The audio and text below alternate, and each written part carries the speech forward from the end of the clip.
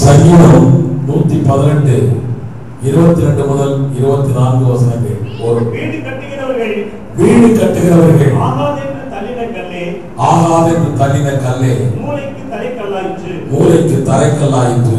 அது கர்த்தராலே ஆயிற்று.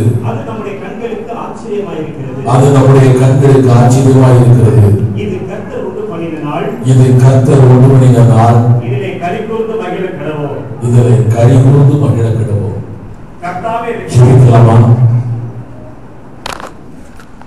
பரிசுத்தமுள்ள பரமபிதாவே, நாங்கள் நன்றியோடு சோதரிக்கிற கர்த்தாவே, இந்த காலை வேளையில, வாரத்தின் முதல் நாள் காலை வேளையில நாங்கள் எல்லாரும் ஒருமனப்பட்டு இயேசுவின் நாமத்தினாலே சபையாராய் இந்த இடத்திலே கூடியிருக்கிறோம்ப்பா. இம்மட்டுமாய் பாடலின் மூலமாய் துதியின் மூலமாய் உடைய நாமம் மகிழப்பட்டதற்காய் ஸ்தோத்திரம். இம்மட்டுமாய் ஜெபத்தின் மூலமாய் நாங்கள் உங்களோடு பேசுகிறோம் கர்த்தாவே. இப்போது நீர் எங்களோடு பேசும் கர்த்தாவை பேசும். வந்த பிள்ளைகளாகி நாங்கள் ஒருவரும் வெறுமனை போகாதபடிக்கு உடைய வார்த்தைகளாலே நிரப்பப்பட்ட பிள்ளைகளாய் ஆசீர்வாதத்தோடு இந்த இடத்தை விட்டு கடந்து போக என் தேவன் வழி நடத்த வேண்டுமாய் ஜெபிக்கிறேன். எந்த ஆராதனைக்கு விரோதமாய் எழுப்புகிற எல்லா பிசாசு அந்தகார சக்திகளையும் இயேசுவின் நாமத்தினாலே சபிக்கிறேன். தேவனுடைய வல்லமை தரத்தில் இறங்கட்டும். ஷெகினா மகிமை இறங்கட்டும். இயேசுவின் நாமத்தில் ஜெபிக்கிறேன். ஜெபம் கேளும் நல்ல பிதாவே. ஆமென். ஹல்லேலூயா, ஹல்லேலூயா. மூன்றாம் நாள் காலை வேளையிலே உங்களை நான் சந்திப்பதில் கர்த்தருக்குள் சந்தோஷப்படுகிறேன். என்னோட தொண்டை ஒரு மாதிரி ஆயிருக்குது, சரீரம் ஒரு மாதிரி ஆயிருக்குது. ஆனாலும் என்னுடைய ஆவியும் ஆத்மாவும் வல்லமையா இருக்கிறது. ஹல்லேலூயா.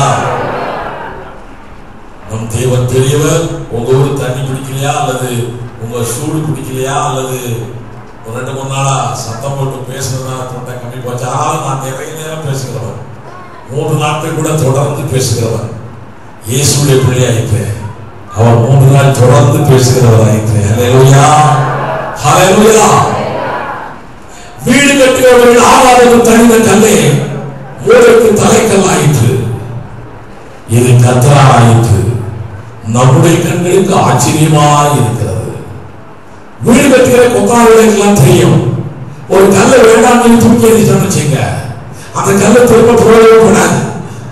ஆனால் அதே கல் எந்த யூத மனிதர்களாலே அந்த கல் வேண்டாம் என்று தூக்கி எறியப்பட்டதோ, அந்த கல் வீடு கட்டுவதற்கு மூளைக்கல். வீடு கட்டுவது மூளைக்கல் வச்சு நூல் பிடிச்சி அதுக்கப்புறம் தான் கட்டடம் கட்டுவாங்க. இந்த மூளைக்கல் ஸ்ட்ராங்கா இருந்தால் கட்டடமே ஸ்ட்ராங்கா இருக்கும். வீடு கட்டுகிறவர்கள் ஆகாதது தனின கல்லே மூளைக்கு தரைக்கல்லாயிற்று. இது கர்த்தரால் ஆயிற்று. இது நம்முடைய கண்களுக்கு ஆச்சரியமா இருக்கிறது. இது கர்த்தர் உண்டு பண்ணின நாள். இதிலே மகிழ்ச்சி கழிவுற கடவுள். ஹல்லேலூயா. கர்த்தர் உண்டு பண்ணின நாள், உனக்கும் எனக்கும் உண்டு பண்ணின நாள். இந்த நாளில் தான் கர்த்தராகிய இயேசு கிறிஸ்து உயிர்த்தெழுந்தார். ஆமென். ஹல்லேலூயா. வாரத்தின் முதல் நாள் இயேசு கிறிஸ்து உயிர்த்தெழுந்தார். வாரத்தின் முதல் நாள் இயேசு கிறிஸ்து உயிர்த்தெழுந்தார். ஓய்வு நாள் முடிந்து வாரத்தின் முதலாம் நாள் விடிந்து வருகையில் மகதலேனா மரியாளும் மற்ற மரியாளும் கல்லறைக்கு போனார்கள். அப்படிதான் போட்டிருக்குது மத்தேயு 28ஆம் அதிகாரம் 1ஆம் வசனத்திலே. அந்த ஓய்வு நாள் முடிந்து வாரத்தின் முதலாம் நாள் தான் இயேசு கிறிஸ்து உயிர்த்தெழுந்தார். அப்படித்தான் ஓய்வு நாள் சனிக்கிழமை. ஞாயிற்றுக்கிழமை ஓய்வு நாள் அல்ல, ஞாயிற்றுக்கிழமை உயிர்த்தெழுந்த நாள். இந்த ஞாயிற்றுக்கிழமை வாரத்தின் முதல் நாள். இந்த ஞாயிற்றுக்கிழமை கர்த்தர் நமக்கென்று உண்டு பண்ணின சந்தோஷமான நாள். ஹல்லேலூயா. 6 நாளும் கஷ்டப்பட்டு வேலை செஞ்சாலும் சரி, இந்த முதலாம் நாள், வாரத்தின் முதல் நாள் இயேசு கிறிஸ்து உயிர்த்தெழுந்த நாளிலே நாம் சந்தோஷமாக இருக்க முடியும். நான் சுவிசேஷ கூட்டத்தில் பிரசங்கித்தேன். இயேசு கிறிஸ்து தெய்வம் என்பதற்கு ஒரே ஒரு காரணத்தை சொன்னேன். அவர் உயிர்த்து எழுந்ததனால், மரணத்தை ஜெயித்ததனால், மரணத்தை ஜெயித்த ஒரு சரித்திர புருஷன் என்பதனாலே அவனை தெய்வம் என்று நான் பிரசங்கித்தேன். மரணத்தை ஜெயித்த ஒரு சரித்திர புருஷன் உலகத்திலே இயேசுவை தவிர ஒருவரும் இல்லை. ஆனால் தான் இவரை தெய்வம் என்று சொன்னேன். ரோமர் 1ஆம் அதிகாரம் 5ஆம் வசனம் சொல்லுகிறது. ரோமர் 1ஆம் அதிகாரம் 5ஆம் வசனம். சீக்கிரம் வாசிங்க. டைம் ஆகுதுல, நீங்க எல்லாம் போகணும்ல. உங்க பாசம் சொன்னார்ல, அங்கெல்லாம் வீட்டுல எல்லாம் விருந்து இருக்குன்னு சொல்லி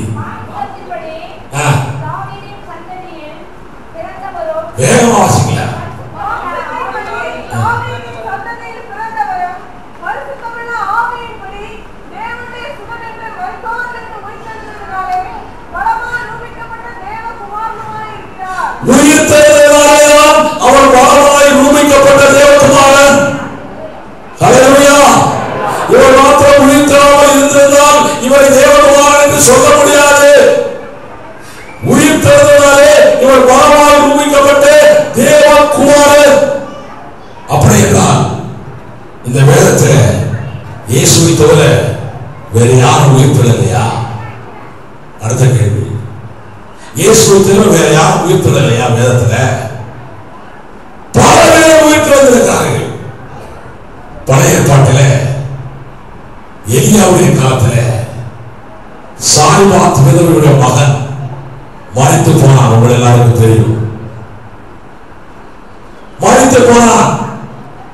எலியா போனாரு, அவன் மேல விழுந்தாரு, அவனை உயிரோடு எழுப்பினார். சாரிபாத் விதவையுடைய மகன் உயிரோடு எழுந்தான் அல்லவா? அப்படியெல்லாம் அவனை தெய்வம் என்று சொல்லலாம் அல்லவா? அவனை தேவகுமாரன் என்று நிரூபிக்கப்பட்டவன் என்று சொல்லலாம் அல்லவா?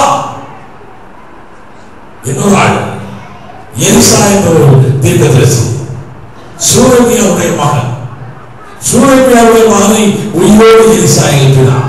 அவன் நம்ம எல்லாருக்கும் தெரியும். 2 ராஜாக்கள் 4ஆம் அதிகாரத்தில் வாசித்துக் கொள்ளலாம். அப்படித்தான் சூரேமியாவுடைய மகன் உயிரோடு எழுந்தவில்லையா? இயேசு ஒருவர்தான் உயிரோடு எழுப்பினாரா? உங்களுடைய சிந்தனைக்காய் சொல்லிவிட்டு போக வந்திருக்கிறேன். அது மாத்திரமல்ல, கல்லறையில ஒரு ஆளுடைய பிணத்தை தூக்கிட்டு போறாங்க, கல்லறையில கொண்டு போய் வைக்க போறாங்க. அப்போ அங்க இருக்கிற எதிராளிகள் நிறைய பேர், சோல்ஜர்ஸ் நிறைய வரதுனால பயந்துகிட்டு அப்படியே பிரேதத்தை பக்கத்துல இருந்த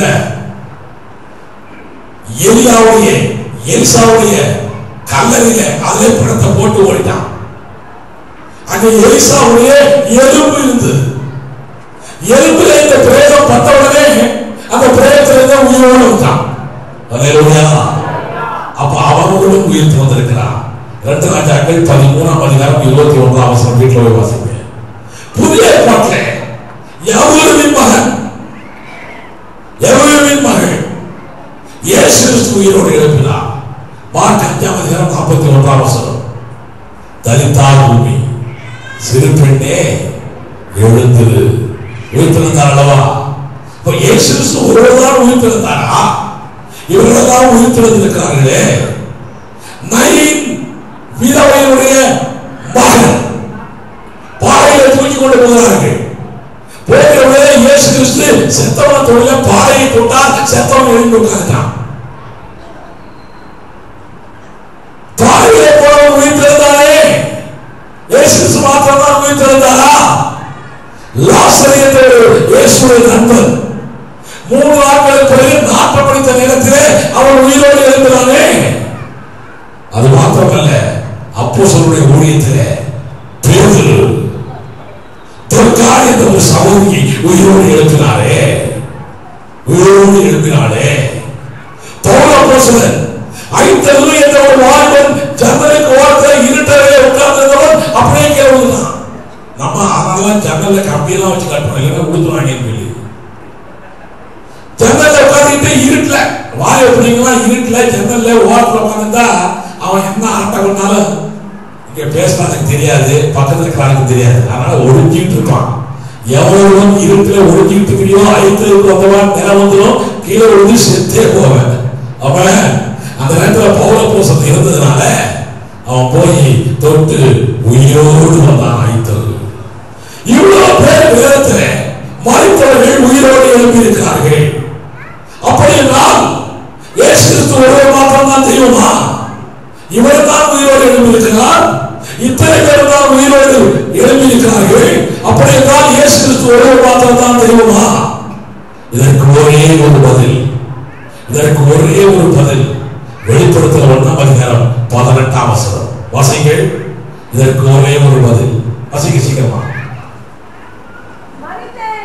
மரித்தேன், ஆனாலும் இதோ சதா காலங்களிலும் உயிரோடு இருக்கிறேன். ஹல்லேலூயா. இந்த வசனம் எப்படியா பதிலா வரும்னு கேட்கிறீங்களா? வரப்போது ஒவ்வொரு கருத்துக்களாய் சொல்ல போகிறேன், கேட்டுக்கொள்ளுங்க.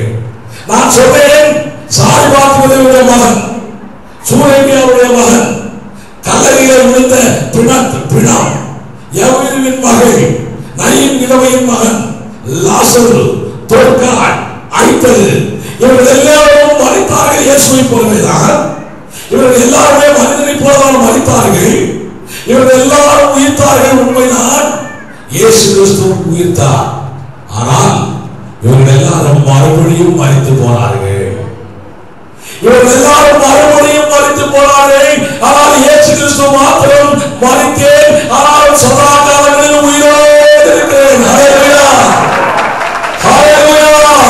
இவரெல்லாம் உயிர்த்தார்கள் உண்மைதான். அவரெல்லாம் உயிர்த்தவர்கள் மரித்து போனார்கள். மறுபடியும் என்ன இருக்கணும் லாசரு எங்க பார்க்கலாமா? போய் இல்ல, செத்து போயிட்டான். ஆனால் இயேசு இருக்கிறாரா? ஹல்லேலூயா. அவர் ஜீவிக்கிறார். ஆனால் இவருடைய உயிர்த்தெழுதல் வித்தியாசமானது. அவன் அது மாத்திரமல்ல, நான் சொன்ன ஆட்கள் உயிரோடு எழுப்பினான் பாத்தீங்களா? அவங்கெல்லாம் தாங்களாகவே எழுப்பவில்லை. அதான் மெயின் பாயிண்ட். இன்னொரு ஆள் வந்து எழுப்பி இருக்கிறான். சாரிபாத் விதவனுடைய மகனை எலியா எழுப்பி இருக்கிறான். சூரேமியாவுடைய மகனை எலிசா எழுப்பி இருக்கிறான். லாசருவை இயேசு எழுப்பி இருக்கிறார். ஐந்தலுவை பவுல் எழுப்பி இருக்கிறார். இப்படி ஒவ்வொருவரையும் இன்னொரு ஆள் வந்து எழுப்பி இருக்கிறார்கள். ஆனால் இயேசு கிறிஸ்துவை இவரே தேவனே எழுப்பினார். ஹல்லேலூயா, ஹல்லேலூயா. இவரே தேவனே எழுப்பினார். அவன் மரித்தேன், ஆனாலும் சதா காலங்களில் உயிரோடு இருக்கிறேன். அவன் அதனால இவருடைய உயிர்த்தெழுதல் வித்தியாசமானது. ஹல்லேலூயா. இவர் சொன்னபடியே பிறந்தார். உலக தோற்றத்துக்கு முன்னாலேயே சொன்னபடியே பிறந்தார், சொன்னபடியே மரித்தார். உலக தோற்றத்துக்கு முன்னாலே இவருக்கு என்ன பேர் தெரியுமா? அடிக்கப்பட்ட ஆட்டுக்குட்டி. வெளிப்படுத்தல் 13:8 வாசிங்களா? வெளிப்படுத்தல் 13:8 சீக்கிரம்.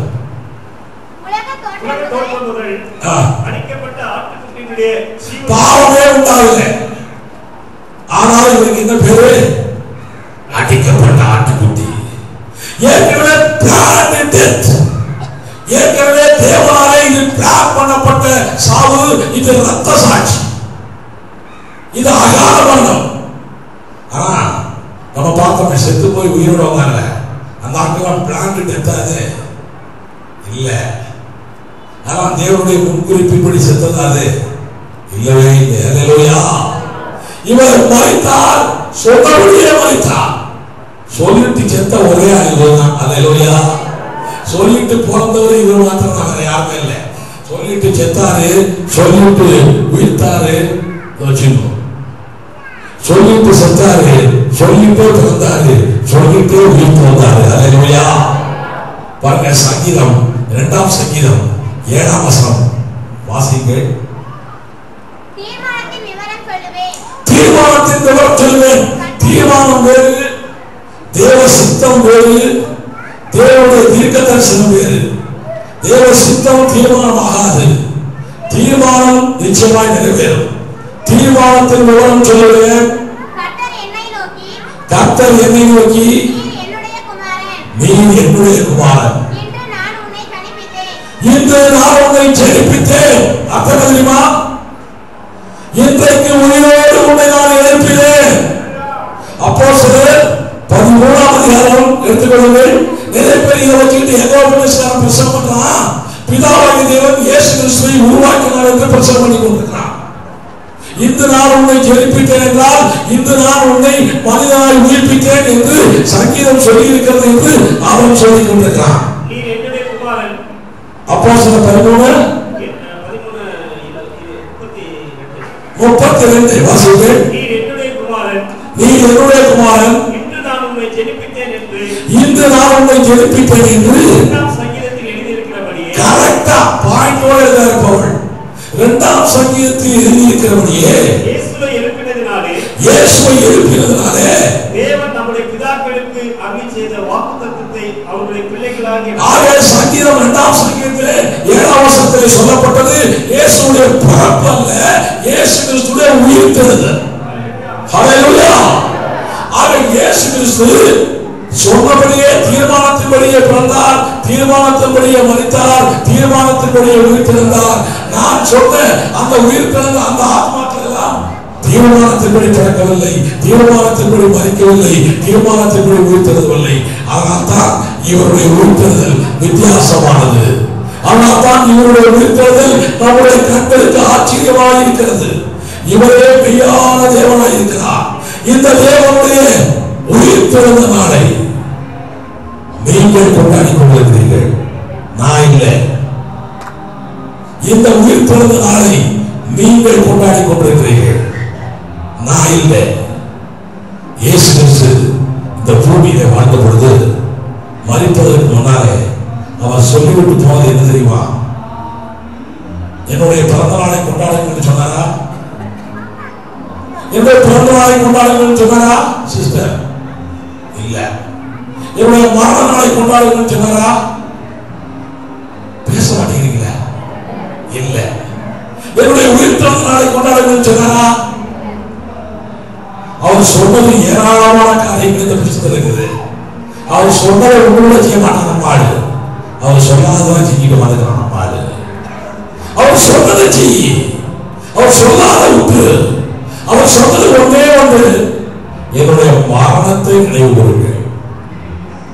மரண நாளை அல்ல, மரண நாளை அல்ல, என்னுடைய மரணத்தை நினைவு கூறுங்கள். பார்த்தீங்களா வச்சிருக்காங்க? பார்த்தீங்களா? அவருடைய மரணத்தை நினைவு கூற போகிறோம். அவருடைய மரணத்தை நினைவு கூற போகிறோம். அல்லேலூயா. இது என்னைக்கு வேணாலும் நினைவு கூறலாம். ஆதி அப்போஸ்தலர் காலத்திலே வீடுகள் தோறும் அப்பம் விட்டார்கள். காலையில மாலையில ரோமத்துக்காரன் இது ரொம்ப இல்லாதவன். அவன் காலையிலேயும் அப்பம் கொடுத்தான், சாயங்காலமும் அப்பம் கொடுத்தான். எதுக்கு கொடுக்குறேன்னு அவனுக்கே தெரியாது. அப்ப மாத்திரம் தான் கொடுப்பார், ரசம் கொடுக்க மாட்டான். அவர் மாத்திரம் குடிச்சுவாரு. அவர் மாத்திரம் அதுவும் பெரிய பாத்திரத்தில் வச்சு குடிப்பார். அவரு என்னன்னு தெரியல. இங்க அப்படி இல்லை. எல்லாரும் அப்பம், எல்லாரும் ரசம். அவன் அல்லேலூயா, அல்லேலூயா.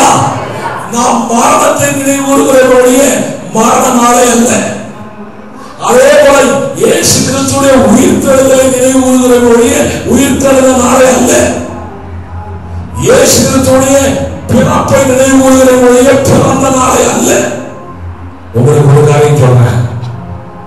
குட்ஃப்ரைடே சொல்லி இயேசு கிறிஸ்து மரண நாளை கொண்டாடி கொண்டிருக்கிறார் தெரியுமா? இந்த வருஷம் ஏப்ரல் மாதம் 6ஆம் தேதி இயேசு கிறிஸ்து செத்து போனார். அப்படித்தான் சொல்றாங்க எல்லாரும். அப்படித்தானே? ரைட். போன வருஷம் மார்ச் மாசம் வேற தேதி, அடுத்த வருஷம் ஏதோ ஒரு மாசம் வேற தேதி. நம்ம ஊர்ல தாத்தா பாட்டியெல்லாம் செத்து போனோம்னா செத்த நாள் ஒரே தேதியில் வருமா? தேதி மாறி மாறி மாசமெல்லாம் மாறி மாறி வருமா? ஒரே தேதி தான் வரும். இந்த பையன் இப்படி வச்சுக்கிறான். ஒரு வருஷத்துல ஒரு மாசத்துல ஒரு தேதி, இன்னொரு வருஷத்துல இன்னொரு மாசத்துல இன்னொரு தேதி. ஏன் இப்படி மாத்தி மாத்தி வைக்கிறான்? இதை பத்தி சிந்திச்சோம் நம்ம. எவரோ வைத்தான். எவர் வைத்தது? ரோம கத்தோலிக்க சபையார் கொண்டு வந்த நாட்கள் இது. அவருடைய திட்டத்தின்படி, அவருடைய தீர்மானத்தின்படி இப்படி நாட்களை வருஷம் பிக்ஸ் பண்ணி வருஷம் காலத்திலையும் போட்டு அதை கவர்மெண்ட் ஏற்றுக்கிட்டு பெந்தெகோஸ்தேக்காரனை ஏற்றுக்கிட்டு நடத்திட்டு இருக்கான். இன்னைக்கு தான் உயிர்த்தெழுந்த தேதின்னு சொல்லி. இன்னைக்கு தேதி எத்தனை? ஏப்ரல் 8ஆம் தேதி. அடுத்த வருஷம் உயிர்த்தெழுந்த தேதி என்னன்னு பாத்தீங்களா? ஏப்ரல் 8 இல்லவே இல்லை. ஏப்ரல் 8 தான் அடுத்த வருஷம் வந்துருச்சு வச்சுக்கோ. என்னை நேரம் மெட்ராஸ் வந்து கல்லால் எழுதி கொண்டு போட்டு, இல்லைன்னா என்னை இங்க கூப்பிடு, இங்க வச்சே கல்லால் எழுதி கொண்டு போட்டு. வருஷம் மாதங்கள் மாறுகின்றன, தேதிகள் மாறுகின்றன, மரண நாள் மாறுகிறது, உயிர்த்தெழுந்த நாள் மாறுகிறது. ஆனா கிழமை மாத்திரம் மாறாது. வெள்ளிக்கிழமை வெள்ளிக்கிழமை, ஞாயிற்றுக்கிழமை ஞாயிற்றுக்கிழமை தான். நீ என்ன நோக்கத்துல இப்படி எல்லாம் வச்சு, என்ன நோக்கத்துல உன்னை மற்றவர்களை ஏமாத்துறாங்களோ தெரியல. என்னை இல்லை, நான் ஒரு காலத்துல ஏமாந்தவன். இன்றைக்கு ஏமாந்தவன் அல்ல, இன்றைக்கு நான் விழித்துக் கொண்டேன். அல்லேலூயா, அல்லேலூயா. உங்களுக்கு தெரியுமா? டிசம்பர் மாசம் 25ஆம் தேதி வருது பார்த்தீங்களா? அது மாத்திரம் தேதி கரெக்டா வந்துடும். அவன் அதுல மாத்திரம் நாள் பார்க்க மாட்டான். அதுல மாத்திரம் நாள் பார்க்கவே மாட்டான். டிசம்பர் 25ஆம் தேதி கரெக்டா வரும். என்னமா ஏதோ சொல்றாங்க. அது மாத்திரம் சனிக்கிழமை வரணும், செவ்வாய்க்கிழமை வரணும், திங்கக்கிழமை வரணும் பார்க்கறதில்லை. அது மாத்திரம் டிசம்பர் 25 கரெக்டா பார்த்துவான். எந்த நோக்கத்துல பார்க்கறாங்களோ அதை பத்தி எல்லாம் பிறந்த நாள் அன்னைக்கு நான் சொல்லுவேன். இன்னைக்கு இல்லை. இன்னைக்கு நான் உங்களுக்கு சொல்லக்கூடிய காரியம் என்ன தெரியுமா? 1 கொரிந்தியர் 11ஆம் அதிகாரத்தில் பவுல் அப்போஸ்தலன் சொல்லியிருக்கிறான், என் மரணத்தை நினைவு கூறுங்கள். மரண நாளே அல்ல, உயிர்த்தெழுந்த நாளே அல்ல. மரண நாளோ, ஜனன நாளோ, உயிர்த்தெழுந்த முக்கியம், அவருடைய மரணம் முக்கியம், நமக்கு அவருடைய உயிர்த்தெழுதல் முக்கியம். நற்செய்தி என்றால் எது என்று தெரியுமா உங்களுக்கு? நற்செய்தி என்ன தெரியுமா? Good news. நற்செய்தி தான் நம்ம ஆட்கள் என்ன நினைக்கிறாங்க தெரியுமா? இயேசு கிறிஸ்துவின் பிறப்பதாய நற்செய்தி நினைக்கிறாங்க. இயேசு கிறிஸ்து பாலகனாய் இருந்து விட்டால் நமக்கு பிரயோஜனமே இல்லை.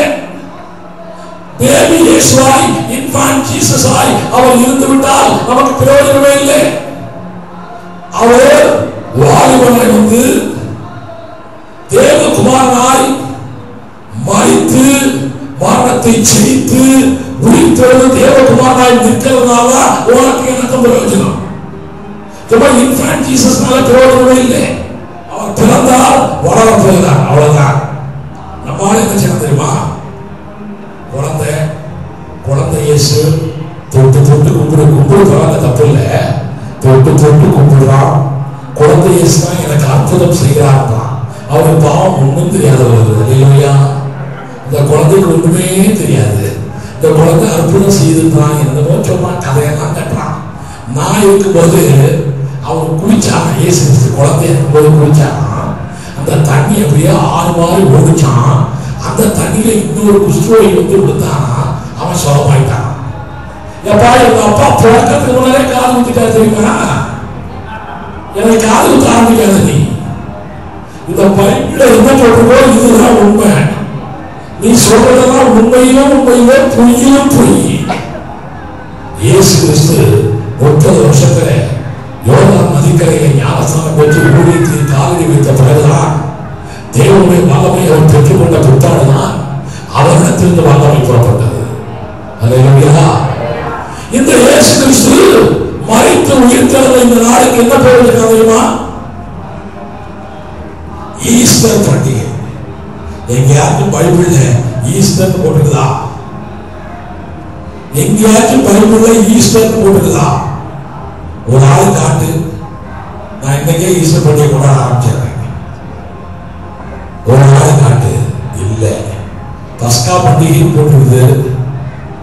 அப்போஸ்தலர் 12ஆம் அதிகாரத்துல ஒருத்தர் டிரான்ஸ்லேட் பண்ணவன் பஸ்கா பண்டிகை தந்தது மேல ஒரே ஒரு இடத்துல ஈஸ்டர் போட்டுட்டான். ஆனா அதோட ஒரிஜினல் லாங்குவேஜ்ல பஸ்கா பண்டிகை தான் அதுக்கு அர்த்தமே. ஆனா ஈஸ்டர் பண்டிகை ஒரு இடத்துல கூட இல்லை. இது எங்க இருந்து வந்தது? யார் கொண்டு வந்தது? இது இந்த ஈஸ்டர் பண்டிகை கொண்டு வந்து உன்னையும் என்னையும் மயக்கிறவன் யார்? உன்னையும் என்னையும் அதுக்குள்ளேயே நுழைத்தவன் யார்? உங்களுக்கு தெரியுமா? எகிப்திலே பாபிலோனிய தேவதைகள் உண்டு. பாபிலோன தேவதைகள். இந்த பாபிலோன் தேவதைகளை வணங்கினவங்க எல்லாரும் கிறிஸ்தவர்களா இருந்தாங்க. நம்மளாம் இந்துக்கள், முஸ்லிம்கள் எல்லாருமே கிறிஸ்தவர்கள். ரோமன் கத்தோலிக்கர்கள் எல்லாம் போறாங்க. ரோமன் கத்தோலிக்கர் கூட கொஞ்ச நாள் வரும்போது வந்த உடனே மரியாதை பத்தி எண்ணம் இருந்துட்டே இருக்கும் அவனுக்கு மனசுக்குள்ள. வேளாங்கண்ணியை பத்தி, ஆரோக்கிய மாதாவை பத்தி எண்ணங்கள் இருந்துட்டே இருக்கும். நிறைய பேருக்கு இருக்காங்க, என்ன கூட இருக்கு நிறைய பேருக்கு. அந்த எண்ணங்கள் இருந்துட்டே இருக்கு மனசுக்குள்ள. அது வந்து போடவே முடியாது. அதே போல எகிப்து பாபிலோனிய தேவதைகளை வணங்கியவர்கள் கிறிஸ்தவர்களா வந்தாங்க. வந்த உடனே கிறிஸ்தவத்திலே ஆதி முதல் கொண்டு இன்று வரைக்கும் பண்டிகை நாட்களே கிடையாது. கொலோசியர் 2ஆம் அதிகாரம் 15-16 வசனங்களை வாசிங்க. 15 16 17 ஆகையால் போஜனத்தையும் பானத்தையும் குறித்தாவது, பண்டிகை நாளையும் மாத பிறப்பையும் ஓய்வு நாட்களையும் குறித்தாவது, பண்டிகை நாளையும் மாத பிறப்பையும் ஓய்வு நாட்களையும் குறித்தாவது, ஒருவனும் உங்களை குற்றப்படுத்தாதிருப்பானாக, ஒருவனும் உங்களை குற்றப்படுத்தாதிருப்பானாக. அவைகள் வரும் காரியங்களுக்கு நிழலாய் இருக்கிறது. அவைகள் வரும் காரியங்களுக்கு நிழலாய் இருக்கிறது. அவைகளின் பொருள் கிறிஸ்துவை பற்றினது. நிழலாட்டமாய் பண்டிகைகளை கொண்டாடி கொண்டிருந்தார்கள் பழைய ஏற்பாட்டிலே. நிஜமாக இயேசு வந்து விட்டார். நிஜமாக இயேசு வந்துட்டா நிழல் போயிட்டா போலையா? இன்னும் நான் நிழலையே பார்த்துட்டு இருக்கிறேன்னா எப்படி? இப்ப நம்ம நிஜத்தை பார்த்து கொண்டிருக்கிறோம். நிஜமாக இயேசு கிறிஸ்துவை பார்த்து கொண்டிருக்கிறோம். இப்ப பண்டிகை நாள் நமக்கு கிடையாது. கிறிஸ்தவனுக்குள்ளே பண்டிகையே கிடையாது. நிறைய பேர் நினைக்கிறாங்க, பாவி ஒரு பண்டிகை கூட இல்லாம நான் எப்படியா காலத்தை தெரியுமா? 1 கொரிந்தியர்ல பவுல் எழுதுறாரு, தினந்தோறும் நமக்கு பண்டிகை. இந்த 40 தினத்தை எப்பொழுதெல்லாம் நாம் ஆசரிக்கிறோமோ இப்பொழுதெல்லாம் நமக்கு பெரிய பண்டிகை. ஹல்லேலூயா. எவ்வளவு பண்டிகை நமக்கு. பண்டிகை மக்கள் தான் எப்பவும் சந்தோஷமா இருக்கணும். பண்டிகை என்னைக்குன்னா எனக்கு ஆக்கு ஒரு நாளைக்கு தானே டெய்லி ஜாலியா டெய்லி பண்டிகை. பண்டிகை நாளே தேவன் மறைத்தார், உயிர்த்தெழுந்தார், ஜீவிக்கிறார். ஹல்லேலூயா. ஆனா பண்டிகை நாளே நமக்கு இல்லை. எகிப்திலிருந்து வந்தவர்கள் எல்லாம் என்ன சொல்றாங்க? நாங்க இங்க பண்டிகை தான் கொண்டாடணும், எங்களுக்கு ஒரு பண்டிகை கூட இல்லையே, நாங்க இங்க இருக்க முடியாது, நாம திரும்ப எங்களுடைய பழைய இடத்துக்கே போறோம். அவன் சொல்லிட்டான். போப்பு பார்த்தாரு. போப்பு இந்த பைபிள்லாம் ஓடி போயிட்டாங்கன்னா நமக்கு பொழப்பு போச்சு, போப்புக்கு பொழப்பு போச்சு. உடனே ஐடியா பண்ணாரு, நான் பரவாயில்ல உங்களுக்கு நான் ஒரு பண்டிகை உண்டாக்குறேன். என்னையா பண்டிகை? ஈஸ்டர் பண்டிகை உண்டாக்குறேன். அப்படியா? என்னைக்கே உண்டாக்குறேன். நீ ஒரு பண்டிகை கொண்டாட தெரியுமா? அதான் ஈஸ்டர் பண்டிகை. அதையே இதுக்கு நான் கொண்டு வந்துடுறேன். எகிப்து நாட்டிலே பாபிலோனிய தேவதை இஷ்டா தேவதை என்ற ஒரு தேவதை இருந்தது. இஷ்டா தேவதை. இஷ்டா தான் ஈஸ்டர் மாதிரி இருந்தது. இந்த இஷ்டா தேவதை அந்த அம்மாவுக்கு ஒரு லவர், ஒரு கடவுள் கூட லவர். இஷ்டா தேவதைக்கு ஒரு லவர். இந்த லவர் காட்டு வழியா ஒரு நாள் போனார். இது பாபிலோனிய புராண கதை. இன்றைக்கு எகிப்து நாட்டுக்கு போனீங்கன்னா இஷ்டா தேவனுடைய பண்டிகையை அவர்கள் கொண்டாடி கொண்டிருக்கிறார்கள். இன்னைக்கு தேதியில ஏப்ரல் மாதம் 8ஆம் தேதி அவன் இஷ்டா தேவதையை கொண்டாடி கொண்டிருக்கிறான். அவனுடைய லவர் காட்டு வழியா போனான். அவர் வேட்டையாடுறத பெரிய ஆகும். வேட்டையாடிட்டு போது ஒரு பெரிய உள்ளமந்திரி வந்து அவரை வந்து முட்டி அவரை சாகம் செஞ்சு கடவுளோட செத்து போட்டாரு. அவங்க தேவரோட செத்து போட்டாரு. செத்து போனோடனே அவருடைய ஆத்மா எல்லாம் பாதாளத்துக்கு போயிடுச்சு.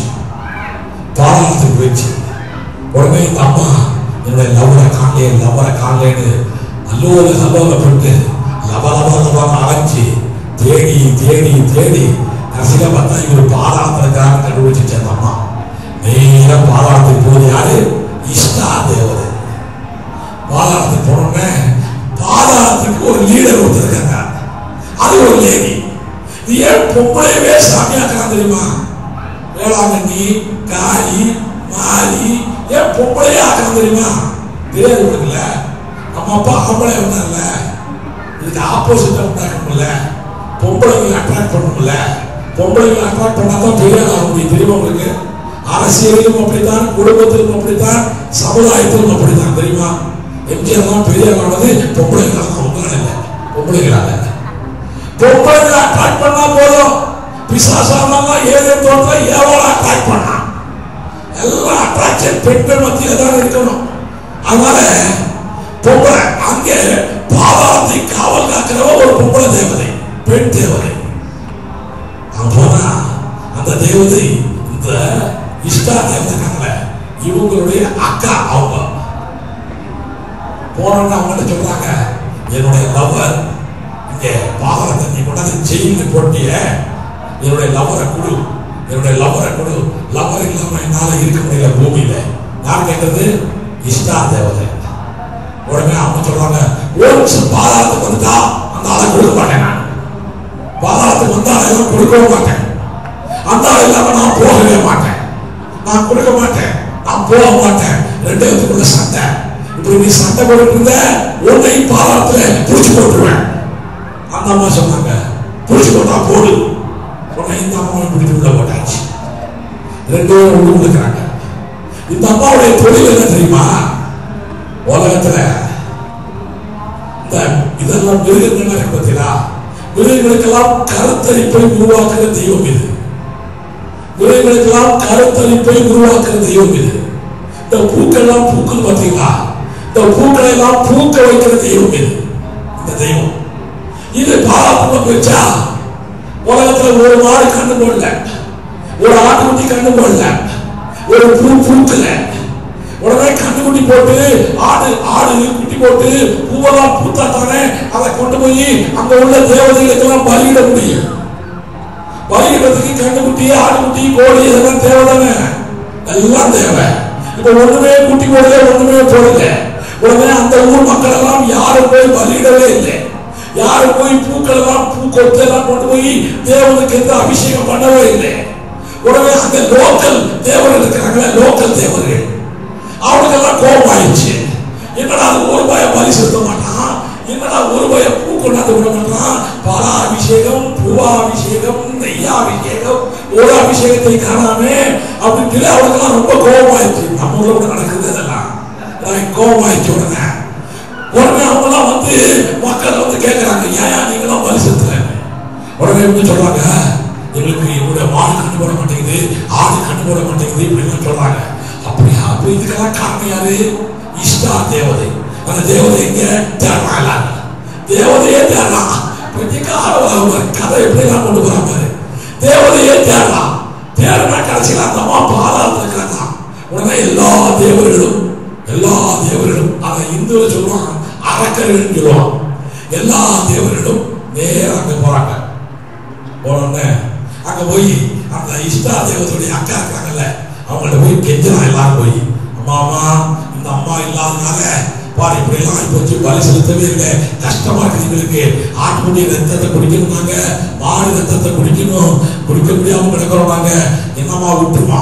விட மாட்டேன் அந்த அம்மா சொல்லுது. ஏன்னா அவங்க அந்த அம்மாட்ட மீனாட்சி மாமான்னு போய் கூப்பிடுறாங்க. அந்த அம்மா சொன்னாங்க, இல்ல அவரை விட்டுட்டு வர மாட்டேன் நான், அவ்வளவுதான். உடனே இவங்களுக்கு என்னன்னு புரியல. அங்கேயே அவன் தர்ணா பண்ணிட்டான். தர்ணா பண்ணி அங்கேயே உண்ணாவிரதம், சிந்தாபாத் போய் முருதாபாத் சொல்ல ஆரம்பிச்சிட்டான். அவசரம் முடிஞ்சு போச்சா. உடனே அந்த அம்மா பார்த்துச்சு, இதுக்கு மேல இங்க ஒண்ணு போராட்டம்னா லாய்க்கு இல்ல, சரி நீ உன்னுடைய லவ்வரோட ஓடிப்போம் அப்படின்னு சொல்லி அனுப்பி விட்டாங்க.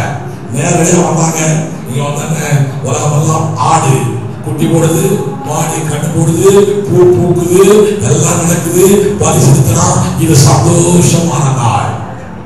இந்த நாள் தான் ஈஸ்டர் பண்டிகை. அங்க அந்த ஊர்ல அதே பண்டிகை, அதே நாள் இருக்கு பார்த்தீங்களா, அதே நாள்ல நீ கொண்டாடு என்று சொல்லி ரோமன் போப்பு அதை கொஞ்சம் மாற்றி இயேசு உயிர்த்தெழுந்தார் ஒரு கதையை சொல்லி இப்படி சொல்லி கொண்டாடு. அதான் அவ்வாறு கொண்டாடுறவன் இயேசு உயிர்த்தெழுந்தார் நினைச்சுட்டா கொண்டாட போறான். அவன் பழைய இஷ்டா தேவதை நினைச்சுட்டு தான் கொண்டாடிட்டு இருப்பான். அதே நாளை கிறிஸ்தவனும், அதில் விசேஷமாக ஆவிக்குரிய கிறிஸ்தவனும் அதே நாளை கொண்டாடி கொண்டிருக்கிறான். ஏன் என்று தெரியவில்லை. சிந்திங்கள், சிந்திக்கிறவர்கள் சிந்திங்கள், சிந்திக்காதவங்க ஒட்டுங்கத்தோட சிந்திங்கள். பாருங்க, இந்த இந்த இஷ்டாதேவதை பாதாளத்துக்குள்ள போயிட்டாங்க பார்த்தீங்களா? அவங்க பாதாளத்துக்குள்ள இருந்த நாட்கள் 40 நாட்கள். இந்த 40 நாட்களிலும் பூமியிலே கண்ணி, பூமியிலே கவலை. இது அப்படியே ஃபாலோ பண்ண போப்பு. இயேசு உயிர்த்தெழுந்ததற்கு முன்னால 40 நாள் அழுகுறா. எல்லாரும் 40 நாளே அழுகு. இது என்ன நாளா? லெந்து நாளா? நீயோ கடந்தாம இருப்பாய், கடன் கொடுப்பாய் வேதம் சொல்லுது. இது கடந்த நாள் தான். என்னால புரியல. ஒண்ணும் வசனத்தை படிக்கிறாங்களா, படிச்சவங்க சிந்திக்கிறாங்க, ஒன்னும் புரியல.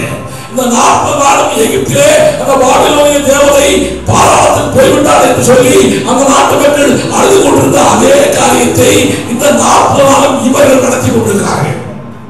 இந்த 40 நாளும் கறி சாப்பிடக்கூடாதான், மீன் சாப்பிடக்கூடாதான், சரிதானே? கறி சாப்பிடக்கூடாதான், மீன் சாப்பிடக்கூடாதான். 40 நாள் முடிஞ்சு இன்னைக்கு பாரு, எல்லாம் ஒவ்வொருத்த வீட்டிலே 2 பாட்டில் இருக்கும்.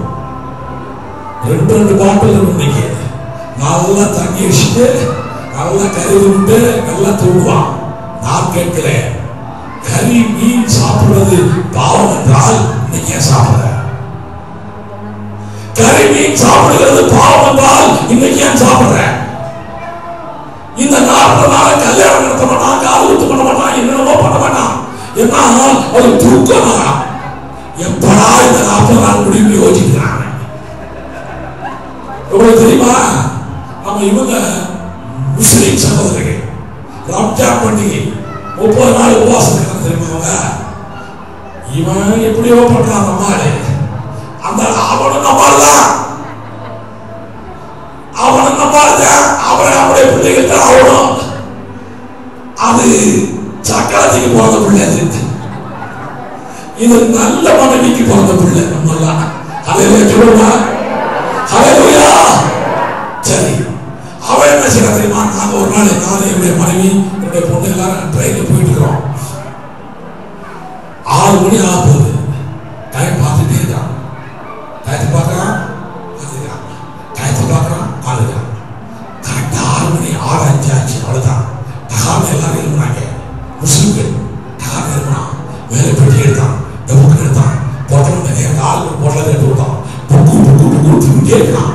எப்படா டைம் ஆகும், எப்படா சூரியன் அஸ்தமிக்கும், உபவாசம் முடிக்கலாம். இது பேராடா உபவாசம்.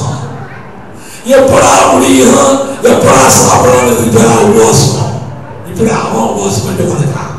இவன் அப்படிதான். எப்படா இந்த 7 வெள்ளிக்கிழமை முடியும், சனிக்கிழமை கூட சாப்பிட முடியாது. ஞாயிற்றுக்கிழமை சனிக்கிழமை இயேசு சேர்த்து போட்டான். இந்த பையனுக்கு வெள்ளிக்கிழமை வரைக்கும் தான் இயேசு, ஞாயிற்றுக்கிழமை இயேசு, சனிக்கிழமை கடவுளே இல்லாத உலகத்தில் அவன் வாழ்றான் போல. சனிக்கிழமை இயேசுவே இல்லைவங்களுக்கு பாவம். நமக்கு எப்போ இருக்கிறாரு? ஹல்லேலூயா. சனிக்கிழமை அவனுக்கு இயேசு இல்லை, அதனால ரொம்ப சோகம் தெரியுமா? எங்க அப்பா ரோமன் கத்தருக்கு இருக்கும்பொழுது வெள்ளிக்கிழமை என்ன செய்வார் தெரியுமா? அந்த சிலையெல்லாம் இருக்குல்ல, இயேசு சிலையெல்லாம் அதெல்லாம் மூடிடுவாரு. ஸ்கிரீன் போட்டு மூடிடுவார். அப்படியே திரை போட்டு மூடி, யாரும் பார்க்கக்கூடாது. ஏன்னா அவரை சொல்லிவிட்டாரா, யாரும் பார்க்கக்கூடாது. அவ்வளவுதான். சனிக்கிழமை முழுவதும் பார்க்கக்கூடாது. ஒருத்தர் திரை போட்டு மூடிடுவான். ஞாயிற்றுக்கிழமை காலையில மணி அடிப்பான், மணி அடிப்பாங்க. மணி அடித்த உடனே திரை திறக்கும். உடனே அங்க ஒருத்தர் இப்படி எம்ஜிஆர் காட்டு மாதிரி யாரா காட்டுறான்னு கேட்டா, 2000 வருஷம் நான் வருவேன்னு சொன்னாராம். கேப்பையில நெய் விழுதுன்னா கேட்கிறவனுக்கு மதி எங்க போச்சு? 2 இப்படி காட்டுறாங்க. அவரு காட்டுறா என்னன்னா 2000 வருஷத்துல வர்றேன்றாராம்.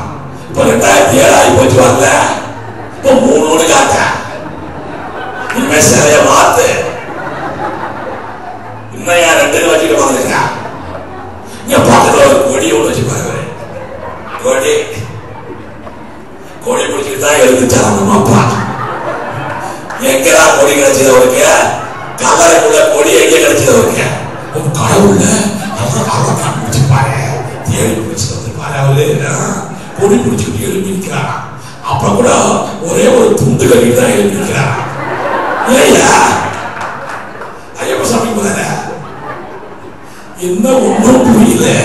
2 கட்டா இதை பார்த்தா எழுச்சாரு. அவரு 2 கட்டா ஸ்கூல்ல பிள்ளைகள் தான் இப்படி காட்டுறோம். நிறைய பேர் புரிஞ்சிச்சா? சரி, எப்படியோ போட்டு இப்படி காட்டி காட்டி ஏமாத்தி நம்ம ஆட்களை மயக்கி திருச்சி ஒரு பெரிய கோட்டையா இருந்தது. ரோமத்தரிய கோட்டை இன்றைக்கு உடைந்து கொண்டிருக்கிறது. கலப்பையில கை வைத்து விட்டோம், இனி திரும்பி பார்க்க மாட்டோம். எல்லாம் திரும்பிங்களா? எகிப்தை விட்டு வெளியே வந்து விட்டோம், இனி திரும்பி பார்க்க மாட்டோம். அவன் தான் வரணும் வெளியே நம்மோட. அங்க உள்ளவங்களாம் நல்லா திரும்ப கூடாது. ஹல்லேலூயா, ஹல்லேலூயா. ஆக ஈஸ்டர் தேவனுடைய கதையை வச்சு ஈஸ்டர் பண்டிகை உண்டாக்கி இப்படி கொண்டாடிட்டு இருக்கிறான். ரட்சிப்பை பத்தியே சிந்தனை இல்லை. நீ நானும் அப்படிதான் கொண்டாடி கொண்டிருக்கிறோமா? உனக்கும் அப்படிப்பட்ட கொண்டாட்டம் தானா? உனக்கும் ஈஸ்டர் பண்டிகை கொண்டாட்டம் தானா? ஒரே ஒரு காரியத்தை சொல்லுகிறேன். நம்ம ஆட்கள் தான் பைபிளை கதை வாசிக்க மாட்டான். யார் யாரோ சொல்றதை வச்சு நம்பிக்கிட்டு தான் இருப்பான். இன்னைக்கு ஒரே ஒரு காரியம் வருத்தப்படாங்க, உங்க பாசம் வருத்தப்படக்கூடாது. இன்னைக்கு ஒரு காரியம் பாசம் சொல்லும் போது ஒரு காரியம் சொன்னா அவசரத்தை சொல்லிட்டாரா, அல்லது ஜெயலலிதா சொன்ன மாதிரி தன் சிலிப்பு ஆயிடுச்சா என்ன தெரியல, எனக்கு புரியல. ஆனா உங்களுக்கு சொல்றேன், தாவீது ஆடினான், பாடினான், பண்ணனா சிஸ்டர் ஆடினான். தாவீது ஆடினா சொல்றதுக்கே பயப்படுறாங்க. அவங்க என்ன தெரியல, பாடினான். அவனுடைய ஆட்டத்தை பார்த்து அவனுடைய மனைவி, சாதாரண மனைவி இல்லை, யாரவா லவ் பண்ணிட்டு கல்யாணம் முடிச்சா அவளை போல மனைவி ஒருத்தி மேல தெரியுமா உனக்கு? அவளுக்காக இன்னமெல்லாம் அல்லோலப்பட்டான் தெரியுமா? அவளை பெற்றுக் கொள்ள வேண்டும் என்பதற்காக. அப்படிப்பட்ட ஒரு லவ், அப்படிப்பட்ட ஒரு மனைவி அவனை பார்த்து கிண்டல் பண்ணா. கிண்டல் பண்ணதுனால கர்த்தர் அவருடைய கற்பத்தை அடைத்தார் என்று உங்கள் வாசிக்கிறார். கற்பத்தை அடைக்கிறது நம் தேவன் அல்ல. கற்பத்தை அடைக்கிறது நம் தேவன் அல்ல. இந்து சாமி தான் அதிகமாக இருக்கு. நம் தேவன் கொடுக்கிறவர், கொடுத்து கொண்டே இருக்கிறவர். பழகி பெருகி பூமியை நிரப்புங்கள் என்று ஆதாமுக்கு கட்டளை கொடுத்த தேவன். பழகி பெருகி பூமியை நிரப்புங்கள் என்று ஆதாமுக்கு கட்டளை கொடுத்த தேவன் நம்முடைய கற்பத்தை அடைப்பாரா? நிறைய பேர் நினைச்சுக்கிறாங்க, அங்க அடைச்சாரம் போட்டுருக்குது, இங்க அடைச்சாரம் போட்டுருக்குது.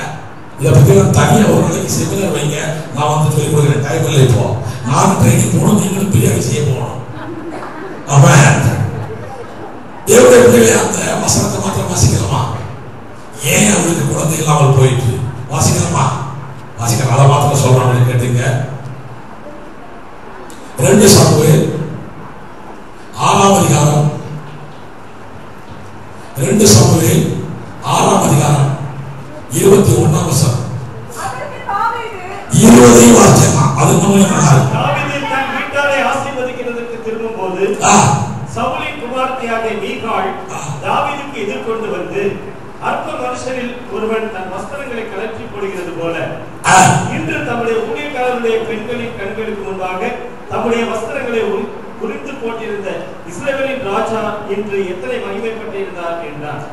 அதை என்ன கொஞ்சம் நீங்க போய் தியானம் பண்ணுங்க. தாவீது ஆடி ஆடி அவர் ட்ரெஸ்ஸே பூரா அவங்க விழுந்துச்சு. பெண்களுக்கு முன்பாக வசனம் கொடுங்க. பெண்களுக்கு முன்பாக ட்ரெஸ்ஸே அவங்க கொடுத்தனால அந்த அம்மா சொல்றாங்க, உனக்கு ராஜாவுக்கு இருந்த மகிமையை கெட்டு போச்சியா? நான் விதானிக்கிறேன். அவன் தேவனை துதித்து ஆடி பாடும் பொழுது அவனுக்கு மனம் ஒரு நிலையில தேவனை மாத்திரமே பார்த்து கொண்டிருக்கான். உலகத்தையே பார்க்கல, சுற்றி இருக்கிற பெண்களை பார்க்கல. அவன் ஆடிட்டே இருக்கிறான். அவன் ட்ரெஸ் எல்லாம் அவங்க கொடுத்துருக்கு. ஒருவேளை நிர்வாணமாய் ஆடி இருப்பானோ தெரியவில்லை. பெரிய ஆடி இருக்கலாம். இயேசு கிறிஸ்து கூட சிலுவையில நிர்வாணமாய் தூங்கினார் என்று ஒரு பெரிய பெரிய வேத பண்டிதர் எழுதி கொண்டிருக்கிறார். நம்ம ஆட்கள் அந்த முன்கூண்டு துண்டு மாதிரி கட்டி விட்டு தொங்க விடுவான். நம்ம ஆட்கள் இவர் சிலுவையில தூங்கின பொழுது இவரோடு அன்பு காட்டிய பெண்கள் எல்லாரும் தூரத்திலே நின்று இயேசுவை பார்த்துக் கொண்டிருந்தார்கள் என்று எழுதப்பட்டிருக்கிறது. ஏன் பக்கத்தில் அல்ல? பார்க்கிறதுக்கு சகிக்கல, தூரத்தில் நின்று பார்த்துக் கொண்டிருந்தார்கள். அதுபோல இங்கே தாவீது பயங்கர நிர்வாணமாக இருந்தாலும் தெரியவில்லை, இருக்கலாம் என்று யூகிக்கப்படுகிறது. அடுத்த வருஷம் பசங்கள அதனாலதான் அவ கிண்டல் பண்றாங்க. ராஜா ஆடக்கூடாத, ஆடலாம். பெண்களுக்கு முன்பாக இப்படி கிட்டு போயிட்டே. அடுத்த வருஷம் அதற்கு தாவீது என்ன சொன்னாரை பார்த்து, உன் தகப்பனை பார்க்கிறோம், அவருடைய எல்லா வீட்டாரை பார்க்கிறோம், என் இஸ்ரவேலாகிய கர்த்தருடைய ஜனத்தின் மேல் தலைவனாக கட்டளையிடும்படிக்கு தெரிந்து கொண்ட உங்க அப்பா ராஜாவா இருக்கலாம், நீ பெரிய ராஜா வீட்டு பிள்ளையா இருக்கலாம், நீ பெரிய அரண்மனைக்காரியா இருக்கலாம். ஆட்டுக்குட்டி மேய்ச்சவன் தான், ஆட்டுக்குட்டி மேய்ச்சவன் தான். இந்த ஆட்டுக்குட்டி மேய்த்த என்னை அரசனாய் மாற்றி இருக்கிறார் ஆண்டவர். இந்த ஆண்டவருக்கு முன்னாலே நான் இப்படி ஆடுவேன், இனிமேலும் எப்படி வந்தாலும் ஆடுவேன். வாசிக்க நல்லாத இஸ்ரவேலாகிய கர்த்தருடைய ஜனத்தின் மேல் தலைவனாக கட்டளையிடும்படிக்கு தெரிந்து கொண்ட கர்த்தருடைய சமூகத்திற்கு முன்பாக ஆடி பாடினேன், ஆடி பாடுவேன். இதை பார்க்கிறோம் இன்னும் நான் நீசனும் என் பார்வைக்கு அர்ப்பணமாவேன். அப்படியே நீ சொன்ன பெண்களுக்கும் கூட, அப்படியே நீ சொன்ன இந்த பெண்களுக்கும் கூட மகிமையாய் விளங்குவேன் என்றார். இந்த பெண்களுக்கு மகிமையாய் நான் விளங்குவேன் என்றார். அடுத்த சொன்ன அதனால் எதினால் பிரதர், அதனால் எதினால் பெண்களுக்கு முன்பாக நான் மகிமையை விளங்க போகிறேன். உன்னை அத்தோடு விட்டு போறேன், உன்னை அத்தோடு விட்டு போறேன். அதனால் வசிக்க சவுலின் குமாரத்தியாகிய மீகாளுக்கு மரணமடையும் நாள் மட்டும் பிள்ளை இல்லாதிருந்தது. அதுக்கு பிறகு என் தேவனை தொழுகிறதை நீ தாராளமாய் பேசினாயே, என் தேவனை தொழுகிறதற்கு விரோதமாக இருக்கிற நீ எனக்கு மனைவி இல்லை, உன்னை நான் தொழ போறதே இல்லை, இந்த பெண்களுக்கு நான் மகிமை கொடுக்க போகிறேன். அது பிறகு நிறைய பெண்கள் 9 கொண்டாட்டி 9 தெரியல, அத்தனை கொண்டாட்டி அவனுக்கு. இவனை அதுக்கப்புறம் இவன் தொடவே இல்லை. கடைசி வரைக்கும் மீகாளுக்கு தாவீது மூலமாய் குழந்தையே இல்லை. அல்லேலூயா. எப்படி தாவீதை தேவன் என் இருதயத்தை கேட்டான் என்று சொன்னார் தெரியுமா? லவ் பண்ண தன்னுடைய மனைவியவே தொடாமல்னா தேவனை துதிப்பதற்காய். அல்லேலூயா. தேவனா லவ்வா, தேவனா மனைவியா, தேவனா உணர்வா, தேவனா இச்சையா, எது உனக்கு பெரிது? எனக்கு பெரிது தேவனை துதித்து பாடி ஆராதிக்க. ஹல்லேலூயா, ஹல்லேலூயா. எப்படிப்பட்ட தாவீதுடைய இருதயம் தேவனுக்கு ஏற்றதாக இருந்தது. ஹல்லேலூயா. அன்று முதல் கொண்டு தாவீது தேவனை துதித்தான், பாடினான். இன்னும் அதிகமாய் எத்தனையோ பெண்களுக்கு மகிமையாய் இருந்தான். அவனுக்கு மனைவிகள் ஏராளம், மறுமண மாட்டிகள் ஏராளம். ஆனாலும் இந்த மீகாளை தொடவே இல்லை. அதனாலே அவள் பிள்ளை இல்லாமல் இருந்தாள். அல்லேலூயா. ஆமென். அதனால இந்த செய்தியை கேட்டுக் கொடுக்கிற சகோதரனே, சகோதரியே, என் தேவன் ஒரு காலம் உன்னுடைய கற்பத்தை அடைக்க மாட்டார். உனக்கு கல்யாணம் இல்லாம மாப்பிள்ளை இல்லாம ஆக்க மாட்டாரு, உனக்கு பொண்ணு இல்லாம ஆக்க மாட்டாரு, உனக்கு வேலை இல்லாம ஆக்க மாட்டாரு. நீயும் நானும் ஆராதிக்கிற தேவன் நன்மை செய்கிறவராகவே சொல்லித்திருந்தார். எபேசியர் 2:10 வீட்டில் போய் வாசித்திருந்தால் தெரியும். அவர் நன்மையாகவே இருக்கிறார், அவர் நன்மையாகவே இருக்கிறார். அவர் நன்மை செய்வதற்காகவே உன்னையும் என்னையும் ரட்சித்திருக்கிறார். அப்போ உன்னிடத்திலிருந்து நன்மை மாத்திரமே வெளியே வரும். உன்னிடத்திலிருந்து என்ன வரணும்?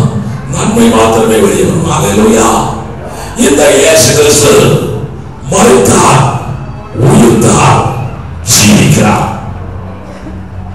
வெறுமனே ஈஸ்டர் பண்டிகை மாத்திரம் கொண்டாடிட்டு ரட்சிப்பை இழந்து போகாதீர்கள். ஏதோ ஒரு மூலையில் போய் விழுந்து போகாதீர்கள்.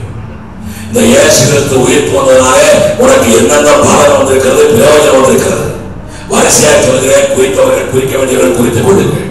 இந்த இயேசு கிறிஸ்து உயிர் போனதுனாலே உனக்கும் எனக்கும் ரட்சிப்பு வந்தது, உனக்கும் எனக்கும் பாதுகாப்பு வந்தது, உனக்கும் எனக்கும் விடுதலை வந்தது, உனக்கும் எனக்கும் ரட்சிப்பு வந்தது. ரோமர் 10:9-10 இந்த வசனத்தை மறக்கவே கூடாது. எங்க போனாலும் சொல்லிட்டேன்.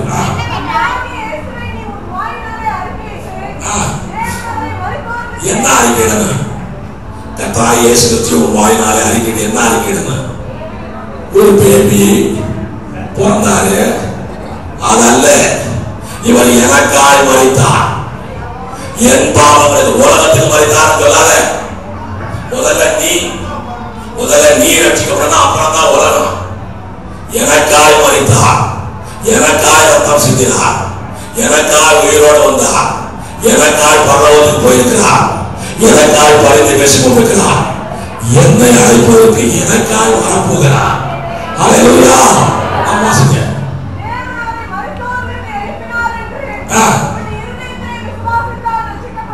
உன் இருதயத்தை விசுவாசித்தால் உனக்கு ரட்சிப்பு உண்டு. உயிர் திறந்ததை விசுவாசித்தால் உனக்கு ரட்சிப்பு உண்டு. அப்புறம் தேவ நீதி, நம்ம நீதி இல்லை. நம்ம எல்லாருமே சைபர் தெரியுமா உங்களுக்கு? நம்ம எல்லாருமே சைபர் ஜீரோ. இயேசு நம்மளோட வந்துட்டா நம்ம எல்லாரும் ஹீரோ. அதில் சொல்ல மாட்டீங்களா? ஏன் வேணுமோ ஹீரோ சொல்லிட்டுனால இயேசு நம்மளோட வந்தா நம்ம யாரு? ஜீரோ. ஹீரோ ஆயிட்டாங்க. நீ எத்தனை ஜீரோப்பா? நான் சொல்லுவேன் 10 ஜீரோ, 20 ஜீரோ, 30 ஜீரோ. நான் சொல்லுவேன் ஏன் தெரியுமா? ஜீரோவுக்கு முன்னால 1 போட்டா போதும். ஜீரோ பயங்கர கோடி கோடி மில்லியன் பில்லியன். ஹalleluya. ஜீரோ தான் நானு. இயேசு முன்னால வந்தார். முன்னால ஒன்று போட்டாச்சு. நான் யாரு? மில்லியன் பில்லியன் பெரிய ஆள். ஹalleluya. ஹalleluya. ரைட். இந்த இயேசு கிறிஸ்து அவருடைய நீதி எனக்குள்ளே வந்திருக்கிறது. நான் கெட்ட பையனா, நான் மோசமான பையனா, ஆனால் அவருடைய நீதி எனக்கு வந்துருச்சு. அவருடைய நீதியின் சாமியை போதிக்காரு. இனி என்னை பார்த்து சொல்றாரு நீதிமான் நீதிமான் சொல்லிட்டே இருக்காரு. அதனால நான் தப்பு செய்ய போனா கூட ஒரு நீதிமான்பா தப்பு செய்ய மாட்டேன். அப்படியே தெரியாத மட்டும் கொடுத்துட்டேன்னா கூட நீதிமான் தான் இருப்புடா பாரு தமக்கு எழுப்பிடுவேன். ஹalleluya. ஆனால் நீதிமான் என்னை நீதிமானாய் மாற்றி இருக்கிறார். இயேசு கிறிஸ்து மரித்து உயிர்த்தெழுந்தனாலே அவர் பாவியாய் தூங்கினார், பாவியாய் மரித்தார், எழும்பும் பொழுது நீதிமானாய் எழுப்பினார். ஹalleluya. உன்னையும் என்னையும் நீதிமானாய் மாற்றி இருக்கிறார். ஆமென். ஹalleluya. நீதிமானாய் ஆக்கப்பட்டிருக்கிறோம் இயேசு கிறிஸ்து உயிர்த்தெழுந்தனாலே. இரண்டாவது, இயேசு கிறிஸ்து உயிர்த்தெழுந்த பிற்பாடு பரலோகத்துக்கு போகும் பொழுது மத்தேயு 28ஆம் அதிகாரம் 18வது வசனம் வாசிக்கல. பரலோகத்துக்கு போகும் பொழுது வாசிக்கிறோம். அப்பொழுது இயேசு சமீபத்தில் வந்து அதுக்கு நல்ல பக்கத்திலே வரலையா? உங்களுக்கு தெரியுமா? இயேசு மணவாளன், நீ நான் யாரு? மணவாட்டி. மணவாட்டி பக்கத்துல புருஷன் வரலாம்னா என்ன காரியம் நினைக்கிறீங்க? ஏதோ ஒண்ணு இருக்கு, ரகசியங்கிற பாசம் அவருக்கு தெரிஞ்ச பாஷை இருக்கு. ஏதோ ஒண்ணுக்காக ஒரு முக்கியமான காரியத்துக்காக வரலாம். ஹalleluya. ஆனா வசனத்தெல்லாம் ஒவ்வொரு வார்த்தை முக்கியமான வார்த்தை. அவர் சமீபத்திலே வந்து மணவாளன் இயேசு மணவாட்டிகளிடம் சமீபத்திலே வந்து அவர்களை நோக்கி வானத்திலும் பூமியிலும் சகல அதிகாரங்கள் எனக்கு கொடுக்கப்பட்டிருக்கிறது. அப்ப இதுக்கு முந்தைய அவருக்கு அதிகாரமே கொடுக்கப்படல. அப்படித்தானே மாற்றப்படுது. உயிர்த்தெழுந்த ஆண்டவருக்கு தான் சகல அதிகாரமும் கொடுக்கப்பட்டிருக்கிறது.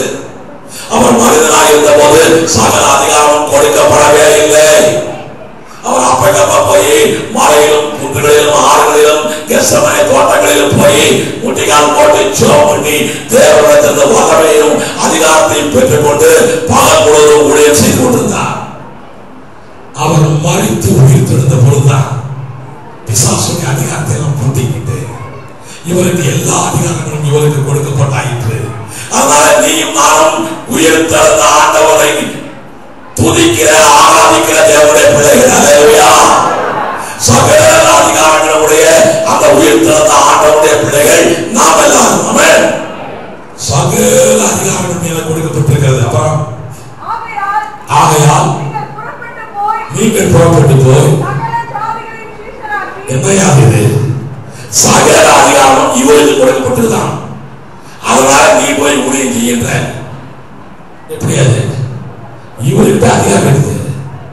நான் எப்படி போய் ஊழியம் செய்வேன்? எனக்கு அதிகாரம் கொடுக்கணுமா இல்லையா? இவருக்கு அதிகாரம் இருக்குது, நீ போய் ஊழியம் செய்யலாம். நான் எப்படி போவேன்? உனக்கு அதிகாரம் வல்லம் இருக்குது, எவனாக்கு வந்தானா ஏதாச்சும் பண்ணுவேன். என்கிட்ட ஒண்ணுமே இல்லை. அவன் பிஜேபிக்காரன் அரசுக்காரன் வந்து உதச்சா என்ன செய்யுது? அவன் உதைக்கிற மாதிரி நடந்தா உதப்பான், உதைக்கிற மாதிரி நடந்தா உதப்பான். நீ அதுக்கு ஏற்படி நடக்காம உதைக்க மாட்டான். அவன் நான் எல்லா இடத்துலையும் சொல்றது கிறிஸ்தவன் அவன்கிட்ட உதவானா இவன்கிட்ட உதவானான்னு சொல்றதெல்லாம் இது உன்னுடைய காரியத்தினாலதான் நடக்குது. நீ ஒழுங்கா அப்படின்னா கவலையே இல்லை. ஒருத்தரும் உதைக்க மாட்டான். குஜராத்தில் நடந்துட்டு இருக்குது கூடியும் ஒன்றும் செய்து நடக்கல. அவன் பீகாரில் நடக்கிறத பத்தி நான் சொல்ல வரல. ரைட். தேவனுடைய பிள்ளைகளை உங்களுக்கு நான் சொல்லுகிறேன், நான் உங்களுக்கு சொல்லுகிறேன், சகல அதிகாரம் இயேசுக்கு கொடுக்கப்பட்டாயிற்று. நீ போய் ஊழியம் செய்ய. எப்படி நம்ம போறது? இப்ப நம்ம வீட்டுல நல்ல புருஷன் முன்னாடி 2 பேர், கெட்ட புருஷன் முன்னாடி இருக்கிறாங்க, அது வேற. நான் சொல்றது நல்ல புருஷன். ஏன்னா நம்ம அப்பா நல்ல மனவாளர், நான் நல்ல மனவாட்டி. அவன் சரி, நல்ல புருஷன் மனைவி 2 பேரும் ஒருத்தர் பேசிக்கிறாங்க. புருஷன் பக்கத்துல வந்து பாரு, எனக்கு 10,000 ரூபாய் நீ கொடுத்துருக்காங்க போனஸ். 10,000 ரூபாய் போனஸ். சாரதாசுக்கு கிளம்பு. சாரதாசு இருக்கா இல்லையா? இப்போ இருக்கா? ரைட். சாரதாசு கிளம்பு. உடனே நல்லா முன்னாடி என்ன செய்வா?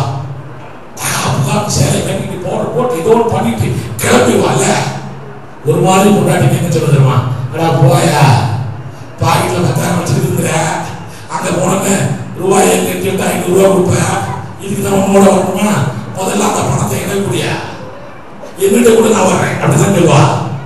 ஆனா நம்ம மனவாளர் சொல்லுகிறதை செய்கிறவர், செய்கிறதை மாத்திரமே சொல்லுகிற தேவன். இந்த மனவாட்டி அவர் சொல்லுகிறதை அப்படியே நம்புகிற மனவாட்டி.